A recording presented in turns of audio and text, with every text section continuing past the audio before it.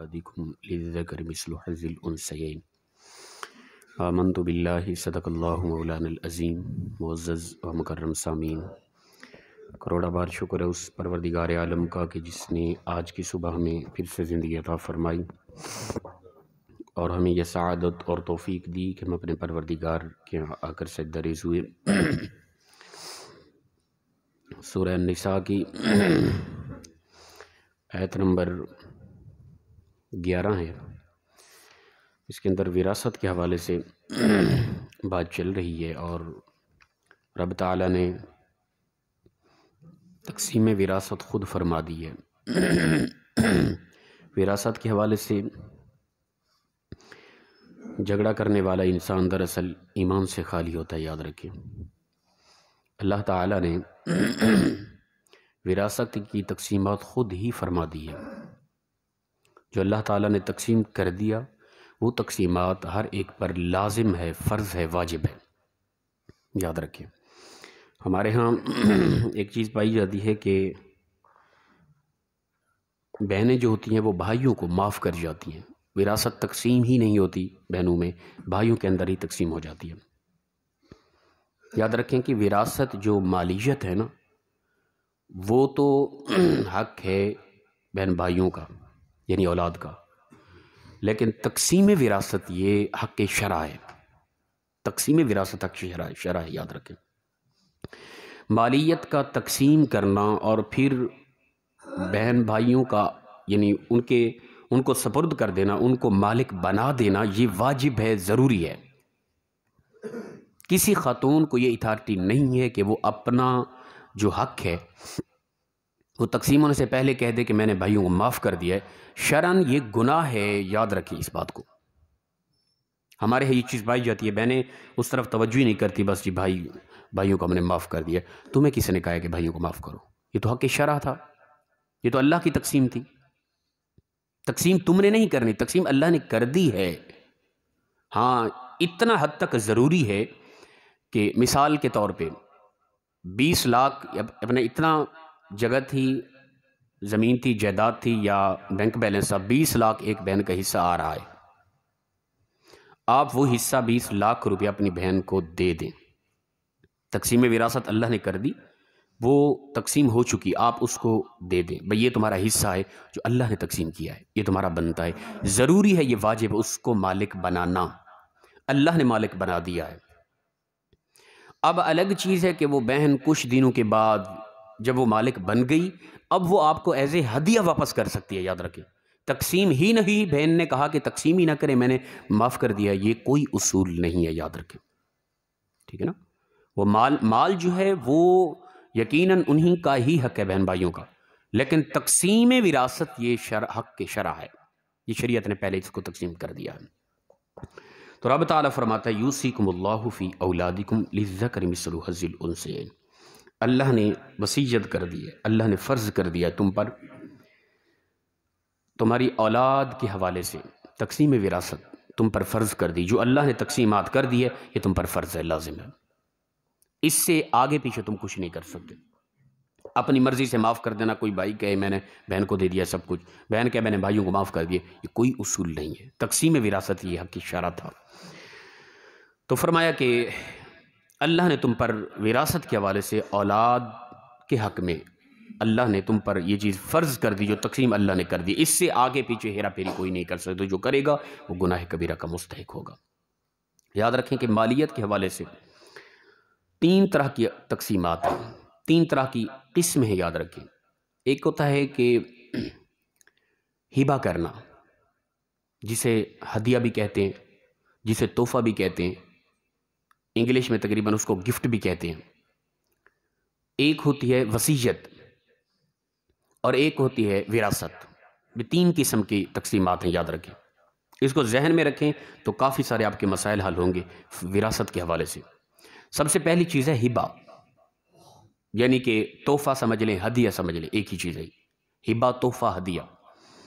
ایک ہے وصیت، ایک ہے وراثت۔ ہبہ یہ ہے کہ آپ اپنی زندگی میں کسی کو اپنے ہاتھ سے کچھ دے دیں، اسے کہتے ہیں ہبہ، تحفہ۔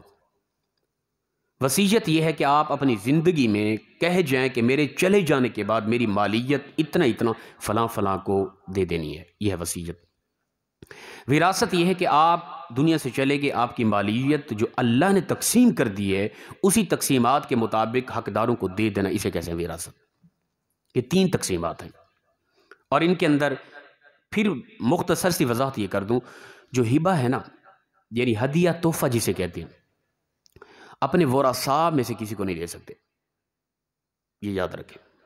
اپنی اولاد میں سے کسی ایک کو آپ خاص کر دیں، یہ غلط ہوگا۔ ہاں اگر آپ دینا چاہتے ہیں اپنی اولاد میں سے، پھر برابر ہر ایک کو دیں گے تحفہ۔ حدیث پاک اس حوالے سے موجود ہے، تقریباً یہ بخاری کی روایت ہے۔ صحابی رسول ہیں نعمان بن بشیر، وہ اپنے ایک بیٹے کو لے کر آئے، چھوٹا تھا، تو عرض کیا رسول اللہ میرا بیٹا مجھے بہت پیارا ہے، تو میں اس کو ہدیے کے طور پہ ایک اونٹ عطا کر رہا ہوں۔ حضور نے فرمایا کہ کیا اپنی بقیہ اولاد کے لیے بھی ایک ایک اونٹ تو نے رکھا ہے، ان کو بھی دے گا ہدیے کے طور پہ؟ نہیں حضور، صرف ایک ہی بیٹے کو، اسی کو ہدیہ دے رہا ہوں، تحفے کے طور پہ دے رہا ہوں۔ حضور نے فرمایا نہیں، یا تو ایسا کر کے تمام اولاد کو، جتنا بھی تیری اولاد ہے سب کو ہدیہ کر، اگر سب کو نہیں کر سکتا تو اسے بھی واپس لے لے۔ ہدیہ تحفہ دے کر واپس لینا حرام ہے، یاد رکھیں، سوائے اولاد سے۔ اگر اولاد کو دیا پھر اس سے واپس لے سکتے ہیں، اس لیے کہ فرمایا اولاد جو ہوتی ہے نا، حضور نے فرمایا ایک صحابی کو کہ تو اور تیرا مال سب کچھ تیرے باپ کا ہی ہے۔ تو حضور نے فرمایا کہ تو یا تو تمام اولاد کو ہدیہ دے، تحفہ دے، یا اس سے بھی واپس لے لے۔ بعض اوقات ہوتا ہے کہ ہم کہتے ہیں کہ ہمارے ہاں بقی اولاد نہ فرمانے، ایک ہی بیٹا ہے، یہ فرما بردار ہے، ایز اے ہدیہ بہت کو جس کو دے جانا ہے۔ بالکل یہ غلط ہے، یاد رکھیں۔ اولاد جو نافرمان ہے، وہ نافرمانی کی وجہ سے وہ اپنا جواب خود دے گی، تم حق شرع جو ہے اس کو اپنی مرضی سے کیوں تقسیم کر رہے ہو؟ یہ یاد رکھیں، اپنی اولاد کو، ایک کو، دو کو یا کچھ کو نہ دینا، کچھ کو ہدیہ دینا شرعاً جائز نہیں ہے۔ اچھا یہی روایت ہے، اس نے عرض کی نعمان بن بشیر نے، حضور آپ اس میں گواہ ہو جائے، میں اپنے بیٹے کو ایز اے ہدیہ اونٹ عطا کر رہا ہوں۔ حضور نے فرمایا بقی اولاد کے لیے؟ حضور بقی اولاد کے لیے نہیں، ایک کو ہی عطا کرو۔ فرمایا پھر اس ظلم میں مجھ محمد کو گواہ مت بنا، یہ ظلم ہے کہ تو بقی اولاد کو نہیں دے گا، ٹھیک ہے نا؟ وہ چاہے نافرمان ہے، توجہ کرتی ہے نہیں کرتی، وہ ان کا گناہ ہے، تو کیوں گناہ میں شامل ہو رہا ہے؟ تو اپنے اوپر کیوں گناہ، اب خود گناہ گار بن رہا ہے؟ تو لہٰذا ہدیہ، ہبہ، تحفہ ایک ہی چیز ہے۔ یہ اپنے ورثاء میں سے اگر دینے تو سب کو برابر کریں گے، نہیں تو ایک کو اگر دیا تو واپس کرے، ایک کو نہیں دینا۔ بقیہ کا حق کہاں گیا؟ ہاں آپ ایز اے ہدیہ کسی اور کو دے دیں، اور وہ بھی یاد رکھیں کہ اپنی مالیت میں سے تیسرا حصہ، ٹھیک ہے نا، تیسرا حصہ ہی دے سکتے ہیں، چاہے وہ وصیت کے حوالے سے ہے، چاہے وہ ہبہ کے حوالے سے ہے۔ اس سے زیادہ بھی، وہ بھی تیسرا حصہ دینا ناپسندیدہ ہے، کہ اتنا آپ کسی کو ہدیہ دے جائیں یا وصیت کر جائیں کہ اتنا مالیت میرے مرنے کے بعد فلاں کسی ادارے کو دے دیں، کسی یتیم خانے کو دے دیں، ٹھیک ہے نا؟ تو یہ بھی ناپسندیدہ ہے کہ اتنا مالیت آپ تیسرا حصہ، یعنی زیادہ سے زیادہ اگر کرنا ہے۔ بلکہ ایک روایت موجود ہے، حضرت تقریباً سعد ابن ابی وقاص رضی اللہ تعالیٰ عنہ علیل ہو گئے، بیمار ہو گئے کافی زیادہ، اور محسوس ہوا کہ میں دنیا سے چلا جاؤں گا، تو عرض کی حضور میں اپنے جتنا بھی مال ہے میرے پاس اس کی میں وصیت کرنا چاہتا ہوں، لکھ کر دینا چاہتا ہوں، یعنی 2/3 میرا مال اللہ کی راہ میں فلاں فلاں کو دے دیا جائے۔ حضور نے فرمایا نہیں، ایسا نہیں کرنا۔ اچھا حضور آدھا مال؟ حضور نے فرمایا نہیں۔ اچھا حضور 1/3؟ حضور نے فرمایا یہ بھی ٹھیک نہیں ہے، لیکن اجازت ہے 1/3 کر لے۔ یہ بھی ناپسندیدہ ہے کہ 1/3 مال تم وصیت کر جاؤ کہ فلاں فلاں جگہ دینا ہے، یہ بھی ناپسند۔ اس سے کم کر دو، اگر وصیت کرنی ہے تو پہلے تو وصیت کرو ہی نہ، جو مالیت ہے وہ وراثت اللہ پہلے تقسیم کر چکا ہے۔ اگر وصیت کرنی ہے یا کسی کو تحفہ اور ہدیہ دینا ہے اپنا ورثاء سے ہٹ کے، تو 1/3 وہ بھی ناپسندیدہ، اس سے بھی کم کریں، یہ شرعی حکم ہے، یاد رکھیں۔ تو پھر اس کے بعد ہے آگے وراثت۔ تو حضور نے فرمایا تجھے اجازت نہیں ہے سعد بن ابی وقاص۔ پھر وہ سعد بن ابی وقاص رضی اللہ تعالیٰ عنہ، یہ بدری صحابی ہے، تو ان کی طبیعت اس قدر ناساز تھی کہ محسوس ہوا کہ نہیں زندہ رہیں گے، لیکن حضور کے انتقال کے بعد بھی زندہ رہے، بلکہ حضرت امیر معاویہ کے دور کے بلکہ آخری بدری صحابی میں سے، وفات پانے والے آخری بدری صحابی حضرت سعد بن ابی وقاص ہیں۔ بعد میں ان کا انتقال ہوا، تقریباً 40 سال تک زندہ رہے بعد میں۔ تو لہٰذا جو مسئلہ ہے یاد رکھیں، ایک ہے ہدیہ، ایک ہے وصیت، ایک ہے وراثت۔ ہدیہ آپ اپنی اولاد میں سے کسی ایک کو خاص کر کے نہیں دے سکتے، برابر کریں گے۔ کوئی فرما بردار ہے، کوئی نافرمان ہے، اس کی نافرمانی اس کا گناہ ہے، آپ تقسیمات کے اندر غلطی نہیں کریں گے، پہلی بات۔ اور ہدیہ میں آپ 1/3 ہی، وہ بھی زیادہ ہے، ناپسندیدہ ہے، اس سے زیادہ نہیں کر سکتے ہدیہ، یاد رکھیں۔ اور اس کے بعد ہے وصیت۔ وصیت یہ ہے کہ آپ اپنی زندگی میں لکھ کر یا ویسے کہہ جائیں کہ میرے چلے جانے کے بعد میری مالیت میں فلاں فلاں اداروں کو، فلاں فلاں غریب خانوں کو، فلاں فلاں یتیم خانوں کو، یا فلاں میرے قریبیوں کو اتنا اتنا دینا ہے۔ اور وصیت اولاد کے لیے نہیں کر سکتے کہ میرے مر جانے کے بعد میری فلاں بیٹے کو اتنا دینا ہے، فلاں بیٹے کو، یہ آپ کا کوئی حق نہیں ہے۔ اللہ پہلے آپ کے اولاد کے حوالے سے تقسیم کر چکا ہے، آپ نہیں تقسیم کر سکتے۔ اور پھر یہ بھی ہے کہ اپنی زندگی میں وراثت کو تقسیم کرنا، یہ وراثت ہے ہی نہیں۔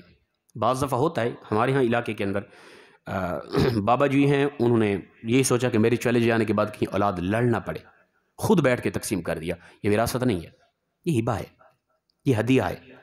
وراثت ترکہ ہوتا ہی تب ہے کہ جب انسان چلا جاتا ہے، پیچھے بچا جو مال، اس کو وراثت کہتے ہیں، ترکہ کہتے ہیں۔